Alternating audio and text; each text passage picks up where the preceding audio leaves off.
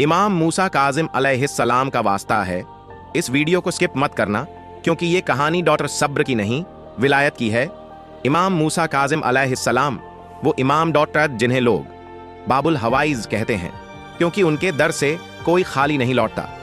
दुश्मन गालियां देते थे और इमाम दुआएं दिया करते थे। यही उनकी विलायत थी, यही उनकी पहचान। लेकिन जालिमों को अल्लाह का ये नूर बर्दाश्त नहीं हुआ। उसी इमाम को डॉक्टर जंजीरों में जकड़ा गया, अंधेरी जेल में डाला गया और आखिरकार झर देकर शहीद कर दिया गया। मगर सवाल यह है, जिस इमाम का सजदा जेल को रोशन कर देता था, उन्हें शहीद क्यों किया गया और उनकी शहादत ने दुनिया को क्या पैगाम दिया?